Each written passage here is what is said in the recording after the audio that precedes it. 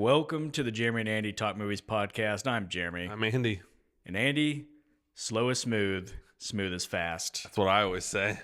Today we're going to be talking about the new movie F1, the movie. Yes. And Andy, this is one that we both had on our most anticipated of the year. We were also crazy curious about it just as a test case in our movies getting too expensive, because we'll talk about what a large budget it has. But mostly just our excitement over the people who made this movie.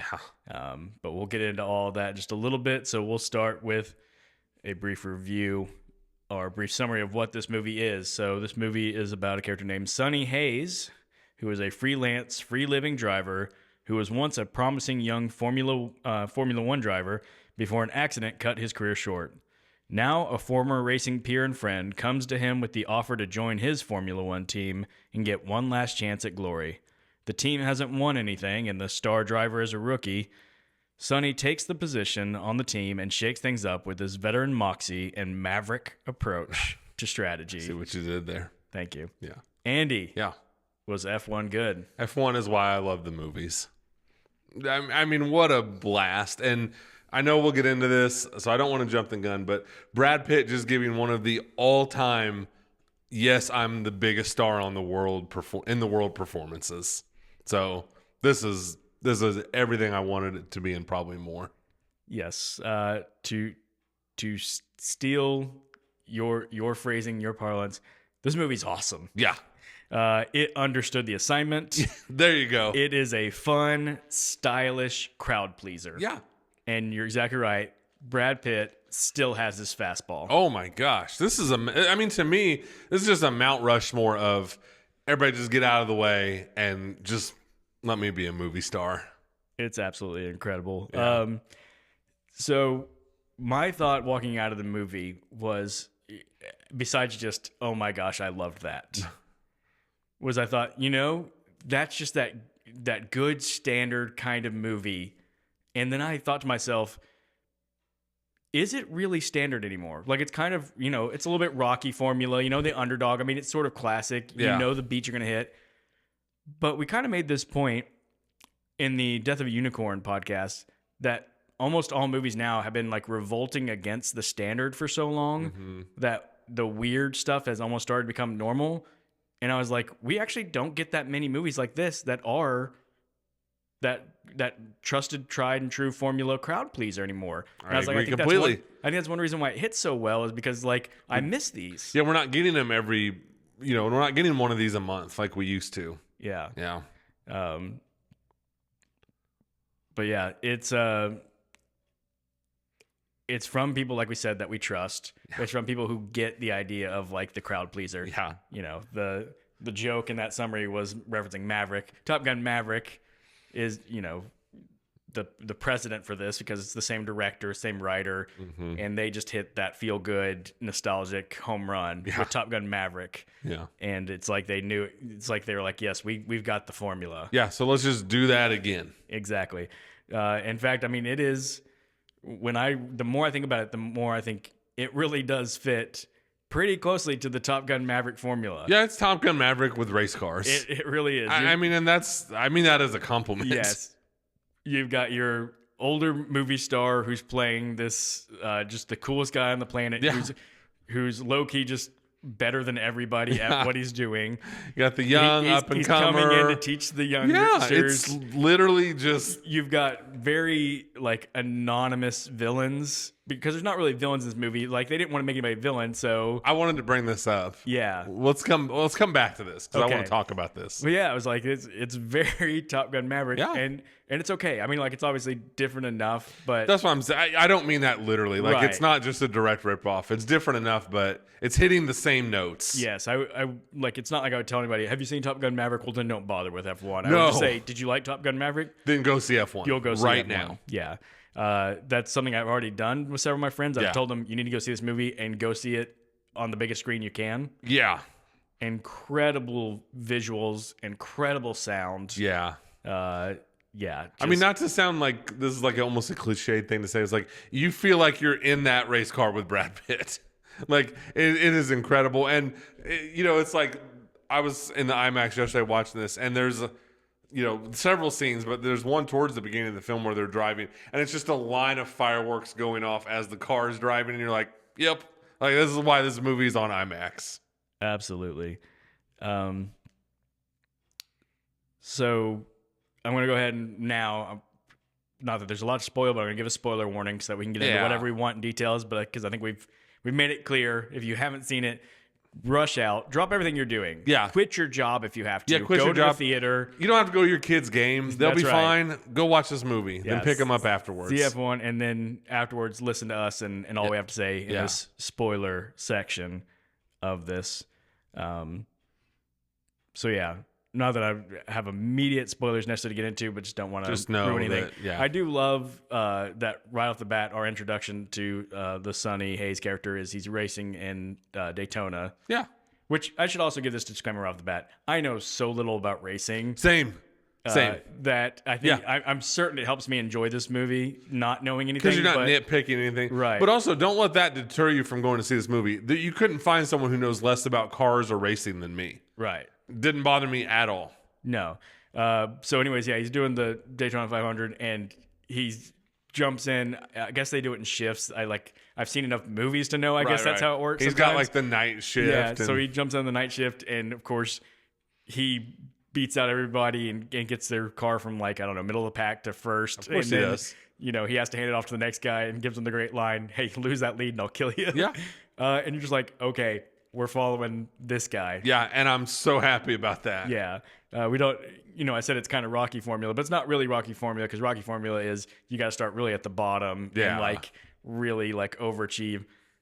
This, again, going back to the Top Gun formula, it's this guy's the best and he's just sort of hidden in plain sight as the best, and then he's just going to be awesome throughout. Yeah.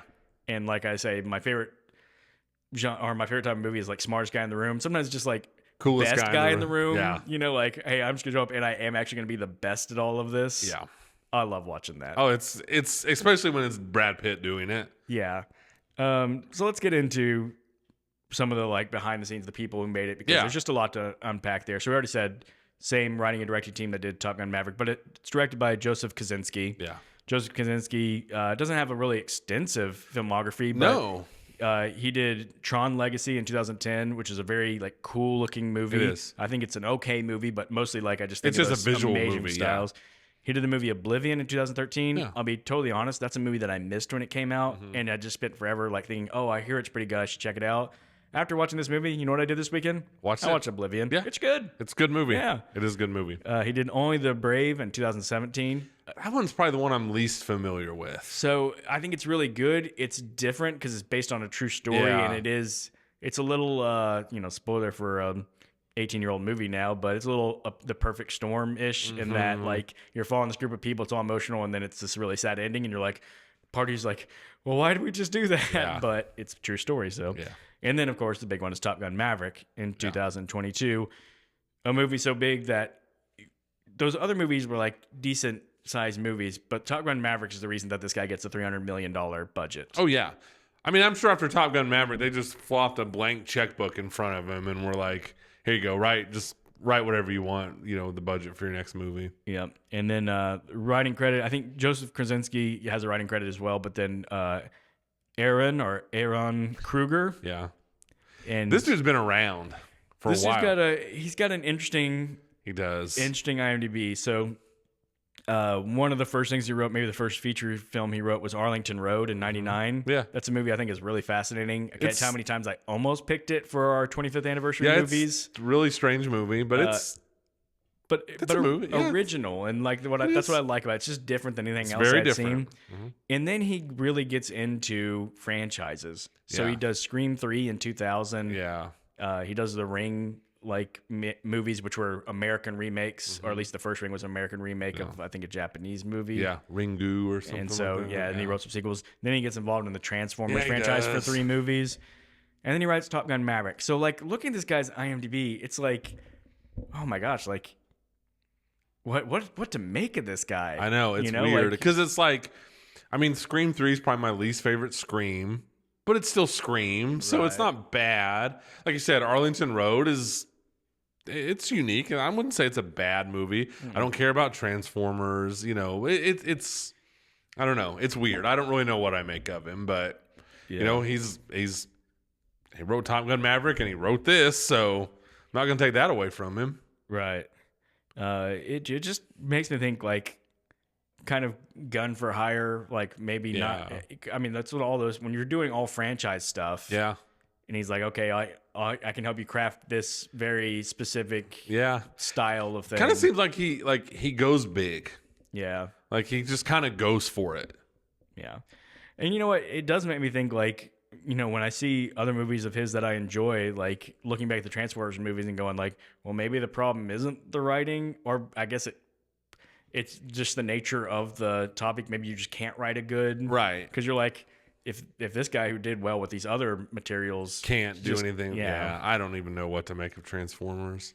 And then we just don't do this enough, and we need to shout out that the score is by Hans Zimmer. Yeah, it is. And Hans Zimmer, as we said, is a legend. I did not know that. Did you ahead of time? Ahead of time, no. I didn't either. And then he popped up on the screen. I was like, well, awesome. Okay. Welcome to the party, Hans. I am in capable hands. Yeah. That's what I knew. Yeah. And I just want to say this. Hans Zimmer did a really good score. You know, it fits really well. Yeah. This movie also has really great just needle drops. You know, pop culture songs. Yeah, I mean, from opening with the Led Zeppelin song. And it knows what it's doing. It knows when to drop "We Will Rock You" right before like. I mean, come on, right? Yeah. Like, yeah. It's so. Yeah. This movie just does like almost everything right. Yeah, absolutely it does. Yeah. And so that brings us to the cast, and we've already said it. Brad Pitt as Sonny Hayes. Brad Pitt is just... He's incredible. He's one of... after this movie, I'm sitting there going like, is Brad Pitt actually like... I know he'd be on my actor Mount Rushmore because he's my guy. Yeah. But I'm like, is he building the type of career where he might actually be on like actor Mount Rushmore for like just... objectively. I think he is. Yeah, I mean, we're really going on do. 30 years of him just making hits. Yeah. And being awesome in them. Yeah. And it's like, I say this like, just like, man, Brad Pitt just reminding us all that he's a movie star. It's not that I necessarily even needed that reminder. But, as like you said, we have this 30-year history with him. And it's like, you always wonder if it's going to be like, oh, I wonder if this was the last time he could do this. Like, Once Upon a Time in Hollywood's a good example. Yeah. Where like, man, he just crushed that. We talked about it in different episodes. Like, he's awesome. He's funny. They do the scene where he's got no shirt on, and just to kind of remind you that Brad Pitt is just this really handsome, in shape guy. And so you do wonder, like, okay, did he just kind of... Like, did he reach the top of the mountain in Once Upon a Time in Hollywood, and then he does this, and you're like, no, he's still climbing. Yeah. Well, much like, Tom Cruise, we talked about on this podcast, he's in his 60s. 61. And you're going, he's 62, actually. Is he? Okay. Yeah. Just having looked it up. Yeah, fair enough. How long can you continue to be the coolest, most good-looking guy on the planet? And you're at some point, like, you have to age, right? The same way we're like, Tom, at some point you can't do death-defying stunts like crazy. Pitt, at some point you can't be the best-looking, most charming guy in the world. But you know what? Maybe you can. Maybe you can. After watching this, it kind of feels like it. So there's this shot of Pitt in this movie. I think it's right before a race. He's got his gear on, and he's kind of crouched down on the track, and he just picks something up and then he just looks up, and you're just like, that could have been the trailer for the movie. Yeah. And I think the movie would have done just as well as it did. That is such a movie star shot. And just like, I don't just mean his actual like looks, but just his whole vibe. The way he just kind of looks up and just kind of like, what's he looking at? Who cares? What did he pick up off the track? Doesn't matter. Just the most movie star vibe, man. Like, absolutely. Unbelievable. Yeah. I mean, my note is the movie is a perfect use of Brad Pitt, and then all caps, he is so cool. Yeah. Like, I'm not ashamed to admit, just like, I just want to be cool like Brad Pitt, just for a minute, just to know what that feels like. Yeah. And then I wrote, he gives one-word responses better than anybody in the business. Oh my gosh. The press conference is amazing, where he's just like, so you have then you developed a gambling problem. Yep. Then you're on, your third marriage failed or whatever. Yep. Uh-huh. Yeah. Just like, do you have any regrets, or do you wish you had done things differently? Yep. Leaves. So, but But like, as people are listening to us, anybody else is just giving those one responses like lame, boring. Yeah, and when you watch Pitt do it, you're like, should he win an Oscar for this movie? Exactly. So great. It's incredible. Yeah. I do think, as we're talking about like how he still has his fastball, I think it's entirely possible to say that like old man Pitt, against all odds, this might be the best version of Pitt. And I kind of include like Once Upon a Time Hollywood through now, like just older man. It just seems like a guy who like is so in control and such a master of what he does in his craft. And like I said, hasn't lost it as far as like the charm and the movie star charisma. Right. I don't mean this to besmirch early Brad Pitt work, but it's just like I'm watching going like he might be, we're talking about worrying about his decline. He might be at his peak right now. Yeah. I no arguments here. He's just got he's got great, been there, done that, learned from it energy in this movie. That sort of weather thing. Hasn't lost his like, his fight, his little snark a little bit, but still has that like wisdom, in moments like after the kid crashes and the mom's getting on him, and he plays that really well. You can just see every emotion on his face of like, lady, I want to tell you this ain't my fault, but also like I get it, you're upset, and I'll take the hit. Just yell at me, lady. It's fine. And that stuff is great. He's really good at that stuff. Absolutely. Yeah. Damson Idris, I hope I'm not butchering that name, plays the young race car driver. His character's name's Joshua Pierce. JP. JP. I haven't seen him in anything. He hasn't been in a ton. The thing that he's probably would be recognized for is he was in a TV show called Snowfall on FX for like 6 years. Yeah. He was a star of it. So I'm like, I have never seen it, but I'm guessing if you're in a show as a star for like 6 years, you're probably known for that. Yeah. I thought he did a good job and played the part well. I did too. That said, like he looked like the rookie trying to make his way among established stars. Just like in the movie, his character is. The actor probably is sort of the same way. You're sharing scenes with proven Hollywood heavy hitters. Yeah. And again, not to say he looked bad in any way. No. It's just, I don't think any poor guy, nobody's going to walk out of the movie and be like, man, Damson Idris, movie star. Right. Because, it's the Brad Pitt show. But he hits every note you need him to hit. Yeah. He's got to be, so it's like we talk about, sometimes these roles that like maybe kind of seem easy, but there is some skill that goes into him because you have to be likable enough that you don't hate him, but you have to dislike him just a little bit and can be like, dude, you should have listened to Brad Pitt. Yeah. And it's like, you got to strike that balance as an actor with his mannerisms, his face. Like, he does a really good job. And this is just like, it's simple writing, but it's good writing. It's like after they lose the one race and him and Pitt are mad at each other, but the second the cameras show up, he just smiles real big. It's like, that's not groundbreaking writing or groundbreaking character development, but it's smart for the movie. Yeah. And he does a really good job with it. Yeah. I mean, I don't have a lot of notes because he does exactly what he needs to do. Yes. Javier Bardem plays Ruben. I don't know if I can say the last name. Whatever. But he plays Brad Pitt's friend who recruits him to be a part of this team. He's always got a great presence. He's got a great presence. Voice too. And him and Brad have great chemistry. They are great together. Yeah. That opening scene and they're just in a diner and they don't do a whole lot, but just like because it doesn't reveal to you that they know each other when he first walks in. It's like, excuse me, can I use your phone? Mine's not working. No.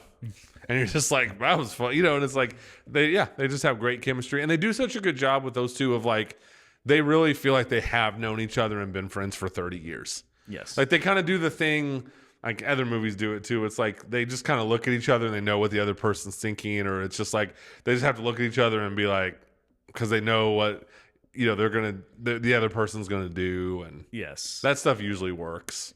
The other thing about Javier Bardem is he looks great in designer clothing. Like, so when he's playing a guy who's the head of an F1 team, which implies money and also kind of style. Pulls it off. He's wearing so suits well. and like fancy sunglasses. Yeah. Like he's a guy who like when he wears them, you're like, the designer designed those to be worn by someone like Javier Bardem. And it's so funny to think of him as Anton Chigurh in No Country for Old Men, where he just looks ridiculous, and then think he's this person. It has been an interesting journey as a movie fan with him because first thing I ever saw him was Collateral, and he's got kind of a small part, but it's memorable. He stands out in it, but just even that, like, kind of has a just different look to him. When I go back and watch him, like, it's kind of weird to think that's Javier Bardem. Yeah, and then No Country for Old Men, like you said, the wig and just playing a psycho, like. Yeah. The very early 80s, like Texas clothing and stuff. Yeah. I mean, like his outfit kind of famously, he was like, I don't know, guys. Like, I feel like I look ridiculous. And they're like, trust me, it's going to be iconic. And they were right. Yeah, they were right. And then, of course, he's been in a lot of more recent stuff. He was in the Dune movies and, other stuff I'm sure I'm forgetting off the top of my head. But he's a Bond villain at some point. He's in Skyfall as the villain. But that's right. Like we talk about a lot of different people, and he's just a presence. Yeah. And he's a great addition to this movie. Good casting. And then Carrie Condon. Yeah. Who plays Kate in the movie. She's the engineer, the car engineer who like helps design it and whatever. Just there to flirt with Brad Pitt. Yes. Yeah. Exactly. What a job, by the way. Like, she does a great job. I'd audition for that role. I'm as straight as can be. But we just need to come in and be charmed by Brad Pitt. She's like, well, I'll give it a shot. But I just wrote, she's becoming like a really dependable commodity. So I think a lot of people will know her from her role in the show Better Call Saul, which she's Mike. I'm going to mess up his last name. Mike Ehrmantraut, I think is the character's name. It's like his daughter-in-law, his son had been killed, and he looks after her. But so she's been really good. She was in The Banshees of Inisherin a few years ago and was Oscar nominated for it for supporting actress. She's really good. She was in a movie called In the Land of Sinners and Saints last year, which wasn't a great movie, but she was good in it. So just kind of nice, like seeing her like have a career surgence here. Like, just I'm happy for her because I'm going to say this just about everyone else in this movie. They hit the exact notes you need them to hit. Yeah. And I'll say this may be controversial, but even though she's in real life 20 years younger than Brad Pitt, they seem like a perfect fit on screen. Yeah. They just do. Like, it worked out really good. Like, they had good chemistry. Like, they just looked right together. Like, it didn't look like old man and young lady. Like, no, it did not at all. And she really shined in that scene where she sits JP and Brad Pitt's character down. It's like, we're going to play poker. And we're just going to, like, she's really in control in that scene. Where it's like, more or less, she's like, you two are going to sit down and we're going to hash all this out, whether you like it or not. And she dominates that scene. She's excellent in that scene. Yeah, she can play smart and tough pretty well. She does a really good job. Still looks great. I'm going to be completely honest with you. This was months ago. I saw the first trailer for this, and I was only kind of sort of paying attention because I don't need to focus in on a trailer for a movie I know I'm going to go see. Thought it was Rebecca Ferguson. Up until like 2 weeks ago, I thought that's who it was. Because I was only just kind of like, I just kind of glance up at the screen and, not pay super close attention. So that's neither here nor there, but that's what happened. Yeah. So I mentioned it before, like not really know anything about racing, I think helped me with this movie. I will say this movie is completely ridiculous. Yeah. And not even knowing anything about racing, I know that a lot of the stuff that happens in this movie, it's like, there's no way. Yeah. And like, no way you could get away with that stuff. I mean, there's one race where he intentionally wrecks things like 3 times to like cause a slowdown. And it's like, there's just like, no wouldn't way. At some point they just be like, dude, Sonny, you're done. Yeah, that, and I think they're really downplaying the amount of risk that a guy could do that intentionally 3 times in a row without like real carnage and wreckage and getting hurt, which is probably why even if it is legal, no one would do it. Right. So like some of those things, I'm sitting there going like, I get it. Real racing probably is a lot more just it's really difficult, but it's monotonous. Like just sure. But you got how long can you race without making like little mistakes that mess it up? You can't really do cool things all the time. No. Like, and movies have to show you something cool happening besides just. And so I get why they sprinkle those in.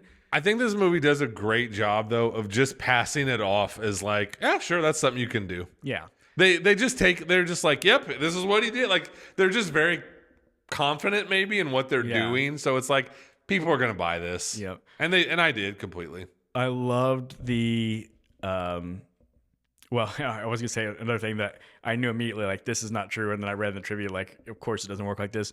The last race where it's kind of like he's off the team, but then he shows back up and they're like, yeah, you could race. People in the trivia were like, yeah, you definitely can't skip all the qualifier stuff and then just race. Right. And I'm like, yeah, that's exactly what I was thinking. But again, but then we wouldn't have that shot of the whole team running and looking up, and there is handsome Brad Pitt just with his bags and his sunglasses, and you almost just want to stand up and applaud. Exactly. it's ridiculousness that you buy into because you want to. You just like, Yeah. I want it to be this so and it's bad. so funny because I feel like a lot of times we would be sitting here being like, man, movie, you got to try and take yourself seriously. So it's funny to think about what differentiates, like, what movies can pull that off and what movies can't pull that off. Yeah. And I don't know if I have a great answer, but I think you're right. It's like, just when everything happening is just cool enough that you just want it to be this way. Yes. Yeah. I mean, I don't know. That's exactly right. I think one thing that really serves this movie well is the fact that they did actually travel around with real Formula One. Yeah. On a real Formula One circuit. They built their own like garage setup with them. They were like, it's a 10-team circuit, and we were the 11th team essentially for the whole tour, just filming this. But not just the fact that, I mean, like, obviously the fact that they did it there in real locations, and the actors actually did some driving on the courses so they could film, and the crowds didn't even know that was the actors doing stuff. Mm-hmm. And I saw this interview with Jerry Bruckheimer, like, he's like, we were so tense and nervous, like, don't let them make a mistake in front of these crowds or wreck the car or something. Yeah. So all that's really cool. But just even as simple a fact of like the people they're racing against are real people and real like cars and stuff. It's, you know, it kind of goes back to like Any Given Sunday or The Replacements as football movies that couldn't use the NFL and use real teams. So they have to use these made up leagues, made up teams. That just makes it all seem a little sillier. Right.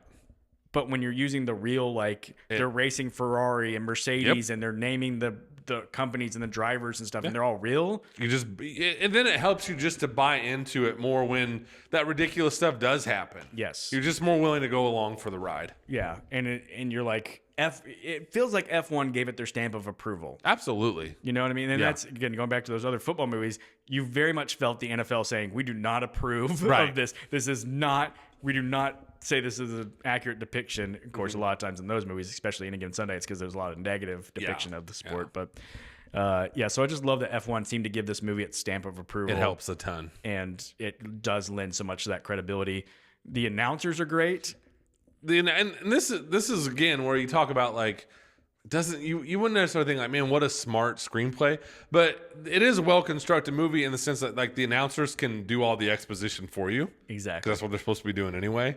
So you're not sitting there going, oh man, we got our standard like clunky 5-minute long exposition scene. No, it's just the announcers like, okay, now what Sonny Hayes is probably doing here, and it just works great for this movie. Yeah. And this sounds like such a nerdy thing to say, but I'm just gonna say it. The sound design and the way the announcers sounded was awesome. It's cool. And perfect. It is a little funny because, again, you know, because Brad Pitt and his team are your protagonists in the movie and that's what you're following, that's the only announcing clips you get. Oh, yeah. So, like, they don't bother giving you any updates of anybody else that's happening. So it almost, at one point I kind of laughed, like, it's almost as if these announcers are only tracking these people for our sake. But it simplifies things as an audience. It for sure does. I think it's amazing looking back that they didn't have to have like a villain driver to go against. I mean, they kind of give us a little villain in that owner guy who's just a, you know, skis bag, who's a doofus as well. Just to have somebody that you want to see like who goes down in the end. Yeah. So this would be a good time to have this conversation because I alluded to it earlier. Kaczynski and Kruger, these guys, they've done it. They did the same thing with Top Gun Maverick. They do a really good job. I mean, I guess specifically in Top Gun Maverick and F1, they do a really good job of writing these big, fun spectacles, and they manage to keep them, and I don't even mean this as an insult, they manage to keep them so low stakes. And I think the benefit of that is that you can just focus on the entertainment. Yeah. Because they know exactly, I'm not saying it's like it's no stakes at all. Like in Top Gun Maverick, like at the end, you know, the last 20 minutes, I was a little tense because I was like, oh man, they're going to kill Maverick. So I'm not saying there's not stakes, but it's like just these, you know, geo-neutral villains. Like you don't know who they are. It doesn't matter who they are. You don't even see anyone's face and stuff. And in the same in this movie, any other movie like this, there would be a rival F1 team that would have a driver. You would get to spend time with that character and know who that character is. And him and Pitt would probably come to blows at some point. They don't mess with any of that. Mm-hmm. They keep their movies so low stakes. And I think it's so you can just focus on the entertainment. And it's like, even when, like, since we're already in the spoilers, one of the big things of this movie is that JP wrecks. And it's a really bad wreck. And his car's on fire for a long time. that is so quickly resolved. I mean, it's just like, oh, he's going to be okay. And it just shows his hands bandaged. And 20 minutes later, it's like, all right, buddy, welcome back. We've missed you. Yeah. As opposed to making that like this very melodramatic, like now he's paralyzed and, this last win is for him. I'm not saying there's anything wrong with that. That can work in movies. But this is just like, now we have too much fun to have. Yeah. And kind of same with Top Gun Maverick, where it's like, that could have easily been a movie where either the Tom Cruise or the Miles Teller character crash a plane and end up, they're at death's door. Go win this mission for them. But it's like, we don't got time for all that. Boo-hoo. We got to get to awesome explosions and stuff. So my whole rant is just that these guys are great at knowing, like, it's not too high stake. It's not too low stake. They really find the sweet spot. Yeah, they do. And they, in this one, they do a great job of just creating stakes by this team hasn't won anything, and if you go 3 years without winning anything, they can lose the team, which doesn't sound like huge stakes, but like, so you know what you're rooting for. You've got something to root for. Yep. You want Sonny you want Sonny to like prove himself, the young kid to make his mark, and the team to not get sold. That's all you needed. That's all you need. We don't need the rival bad guy. That's right. Like, it's talked about like so little, and it shows that dude like a couple of times, and they don't bother with it at all. Yeah. And it works really well here. So let's talk about the ending a little bit. Yeah. Because I honestly did not expect this ending. Yeah. For all the, like, it's formulaic and you kind of know what's going to happen. Because I thought for sure the formula was exactly what they set it up as for a moment was Brad Pitt is sacrificing to let the kid win. Go get it, kid. Like, go. Like, I was like, okay with it. Like, I was like, that's cool. Like, Brad Pitt's doing the veteran thing. He's pushing the kid along. He's got him his win. Yeah. And that's going to be like, he'll take it as his own personal win because he helped the kid get there. And then the kid and the number 2 guy they're racing against wreck, and Brad Pitt gets to be the winner. Yeah. And I was like, that was amazingly done because I get what I want, which was Brad Pitt to win, but he didn't have to, like, I feel like they painted this on the corner where Brad Pitt couldn't win without being kind of a bad guy to the kid, Yeah. But the way they did that, where he let the kid go and he was going to let the kid have it, really well but then done. they wreck and then Brad Pitt gets to win. I was like, everything perfect. And then the celebrations were all just perfect. It was perfect and really cool filmmaking in that last spot when Pitt does win, because it's not they're neck and neck. I mean, Pitt's just got a lead, and it's just probably because they just knew how much Pitt was just knocking it out of the park. It's quiet, and the camera's really just focused on Pitt's face. And you're right. And it's just like, this is all we need. I mean, you see that other guy behind him. Like, it's kind of a close race. But again, any other movie, it would be like, like literally like a photo finish. Not this movie. It just gets real quiet. And it's just Pitt with that kind of, and again, here's where Pitt's awesome. He's really balancing like confidence, but almost a hint of worry. Like, he kind of keeps looking up in his mirror and stuff, and it's just Pitt killing it. Well, yeah, because when that wreck happens, he's the clear like third place, and there's a little gap. So like, if for there to be any attention, he basically had to be almost blowing it. Yeah. They had to do something stupid like, oh, he blew a tire, and so now he's slowing down. Can he get there? Know, that sort of thing.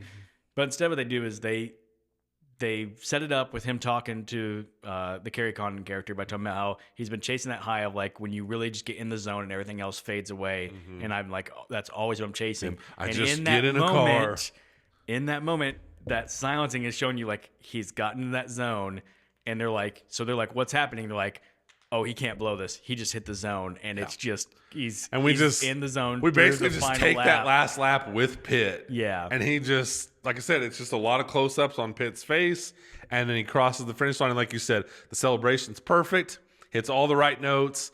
Sonny, give the trophy to him. Give the trophy to the other guy, just stuff like that makes the character so lovable. It does, and it's all the cliched stuff. He makes eye contact with all the pit crew, and they all just kind of, do this kind of deal. It's not breaking any new ground, but when you're doing it as good as they do in F1, you don't have to break any new ground. And it's so satisfying. And then they even give you the same thing with Top Gun Maverick. Even the love story doesn't feel that really high stakes. Yeah. But you care. Right. And it's like she goes into his room and he's not just gone. And then we get another hero shot of Brad Pitt where she just turns around and he's just kind of standing there like I knew you'd come find me. Yeah. And they kind of just do hey, like neither one of us want to like settle down and get married, but let's keep doing this thing. And it's like, our paths will cross again. Yeah, we'll find you down the road. Don't worry about it. And it's just like awesome. And then it's set up earlier in the film where he wants to go and race like dune buggies almost. Yeah, something. And it's like he just rolls up to the dunes and then you see the beach and everything. And it's just like awesome. And that's the other thing that's like such a movie character thing, not a real person thing. It's like he's so impossibly cool that he reaches the pinnacle and is like, peace out, I'm good. See, I'm going to go drive and anonymously somewhere else. And it's incredible. And it's like like his van is even cool. Like it's got the surfboard attached to the side of it. And the movie knows, like it's a long movie, I will say, but it never drug. But it also knows when to just be like, all right, and we're out. Yep. And credits roll. And it's truly one of those movies where you just want to stand up and applaud. Absolutely. Like I kind of did want to. Yeah. Like I literally felt myself like kind of almost chuckling with glee at the end, just like an idiot. And the other thing I wanted to do was just go right back down to the lobby, buy a ticket for the next IMAX F1, and just turn right back around and go watch it again. Which I might go watch this again. I'm for certain going to go see this a second time, if not a third. Here's my one question for the movie that is a little bit of a maybe criticism, but I'm still not certain about this. Okay. There had to be a better title for this movie than just F1 the movie, didn't there? But I don't know what it is. And maybe it just needed to be F1 the movie. I think it did, because I think what's going to happen is you come up with some other title and you're just getting into Days of Thunder territory. Yeah. And you're going to have people going, so there's a Days of Thunder ripoff. Yeah. I could be wrong with that. I don't know. Yeah, I mean, F1 doesn't rock my world, but it's also kind of does fit the finished product where it's just such just like, here's what you get. Here's what you want. Boom. We're giving it to you. F1. It's fine. Yeah. Yeah.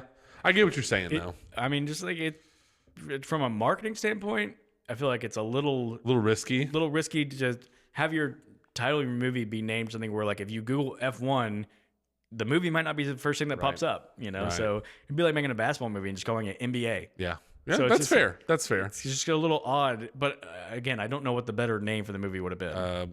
Brad Pitt is awesome. The movie. Yeah. Yeah. 200 miles per hour of charisma. Yeah. There you go. There you go. Yeah. Yeah. Andy, here's a best bit of trivia that I read on IMDb. Let me have it. So it goes like this. Brad Pitt has been long been an avid fan of auto racing, and he was originally set to star alongside Tom Cruise in Go Like Hell with John Krasinski directing, but the project fell apart due to budget reasons and later became Ford v. Ferrari. Okay. I love Ford vs. Ferrari. Damon and Bale, directed by James Mangold, they all did a great job. Yeah. So I don't say I wish that went under this, but I would love to see an alternate universe where we get that story with Pitt and Cruise, directed by Krasinski. That's an amazing what if. Yeah. I mean, Pitt and Cruise have only been in one movie together, I believe, and it's the Interview with the Vampire movie. Yeah. And so not one that everybody's like, and that was, oh, sweet, Pitt and Cruise. Yeah, and they weren't fully Pitt and Cruise at that point in time. They weren't fully Pitt and Cruise, and they weren't getting to be just like Pitt and Cruise the way that we think of them in that movie. For me. So just reading that, I was like, we got to get a Pitt and Cruise. It's an incredible what if. Yeah. Eventually, they got to do a crossover. Heck, I don't know how. Crossover these two movies, Top Gun and I was going to say, F1. Just give me Pete Mitchell and Sonny Hayes together. There you go. I'll go watch that movie 8 times. I don't care what the movie's about. You've already got your directing and writing team together. Yep. So absolutely. Oh man. So Andy, this was a great time at the movies. I don't have one complaint. Yeah, it's What did you think of the runtime? I didn't bother me. Didn't bother me either. Like I said, there was never a moment where I thought this was dragging. Me neither. So me neither. It is truly the kind of movie that I just leave with a smile on my face. Yes. Yeah. Like you said, the kind of movie that makes you remember why. Like this is why we do this. This is why we do this right here. Thank you, F1. Have you had time to ponder yet how this fits in your Brad Pitt?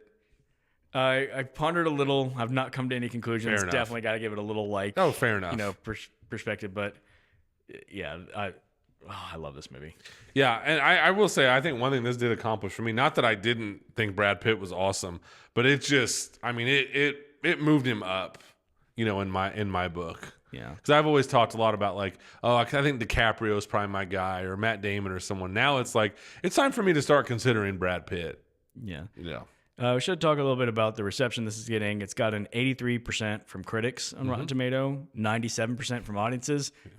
And that's what matters. There's right there. something seriously wrong with 3% of people out there. Yeah, like who left this and was like, just not for me. Yeah. Yeah, I'm gonna go back and see Lilo and Stitch. Oh, gosh. Yeah, Yeah. And we do have to talk about this, as we referenced earlier. we need to talk about massive budget for this movie. Yeah. I genuinely wonder if it is one of those like blank check, this is just going to cost this much movie, or if it's because it's one of those movies you get into and you just realize it ends up costing way more than you think because of all the demands of it. Yeah. But And Pitt got a $30 million check for this movie. yeah, worth it. But He earns $300 million budget. So we talked about it. It's gonna have to make a lot of money in order to be profitable. It did make a lot of money this weekend. Yeah. It opened to $140 million worldwide. That's nice. Hey, that's great. That's a great start. I do think this movie's going to have some legs. Yeah. But these movie budgets are getting to be insane. Yeah. They just really are. I probably should lock down a little bit on how accurate this is. I've always heard you need to double your budget. Yeah. So That's what I hear too. I don't always understand that, but it's like it's I don't so quite accepted understand, but at I've this heard it point a lot that, for a lot of years. So I mean, it's going to have some legs, but it is off to a great start. One thing that really surprised me, at least one theater that I looked up, the theater I go to when I'm in Tennessee, because that's where I'll be next week, is on the IMAX screen in the theater in Tennessee that I go to. It's still going to be this movie next week and not the big release of Jurassic World Rebirth. And I'm really surprised about that. That's interesting. Yeah, that is interesting. And I'm kind of glad. I want this movie to stay in I do IMAX too. for as long as possible. This is incredible IMAX. Yeah. Yeah. So yeah, it's an insane budget, and we talk about that a lot. Eventually, that's going to have to be addressed by studios because we can't keep having movies make $550 million but lose $250 million, which is what Mission Impossible is going to do. I mean, we just can't keep doing that. So at some point, it's going to have to be addressed. But this did have a big opening. I do think Jurassic World will be some competition, no matter how you and I feel about another Jurassic World movie. I do think people will come out for it. I am so interested to see how this movie holds over. I think this movie will also be one that does well throughout the week. Yeah. Because of Pitt's age, I do think he does have an appeal with an older crowd, as well as a younger crowd, but a crowd who maybe wasn't, it wasn't necessary for them to get out on a Friday or Saturday night. Right. I could see this movie doing good Monday, Tuesday, Wednesday numbers. We got 4th of July coming up. I could see it. I think it'll be, again, it's probably a whole nother conversation. It's got a ton of work to because of how expensive it is. Just because of what a good start it's off to and how good it is, I don't think it's going to be like, boy, this was just a financial disaster. Like, I think it is going to do well, but these movies are too expensive. Yeah, They just are. It's going to have good word of mouth, it's like I said, very broad appeal. Oh yeah, like there's not too many it's people not can limiting think of that it. Like my boys saw it, who are 18 years old, and they were like, "Awesome, Pitt's amazing, loved it." Yeah. So I mean, yeah, it's got appeal. Do you think there's any chance that this is going to get any Oscar love? Like Top Gun Maverick actually got some Oscar love, and at least in nominations. It did. It got a Best Picture nomination. It did. I don't think it's out of the question. The Academy is very unpredictable. Yeah. Some years it feels like they are just dead set on nominating the most boring artsy movies, and then the Top Gun Maverick year, it was like you do feel like they have that thing of like, we got to listen to the people. Yeah. So and then this movie is not. Top Gun Maverick was a true phenomenon. Yeah, it like was credited with saving movie theaters. Yeah, so this isn't going to hit those kind of levels. To me, it wouldn't be crazy at all if Pitt got an Oscar nomination. I think this will get some below the board, sound design, stuff, editing type stuff. So, but just the fact that we can even talk about whether it's a possibility or not, it's a good thing, I think. So, me too. I hope it does, honestly. Yeah. Yeah. If it got a Best Picture nomination, it's not going to win. Don't get me wrong. But I wouldn't sit there and go, oh my gosh, are you kidding me? They just nominated F1 for Best Picture. Bring it on. The Academy needs to chill out a little bit. Yeah. And this is a great kind of way to start moving in that direction. Absolutely. Yeah. Well, Andy, we are going to be back very soon. Yeah. Because as soon as we're done recording this, we're going to take a break, record our second What a episode of the weekend. week, where we're going to be talking about Megan 2.0. Yes, we are. So I hope everybody comes back and joins us for that discussion. Me too. And then, in the meantime, go out and see F1, Do it. and we'll see you next time. Absolutely.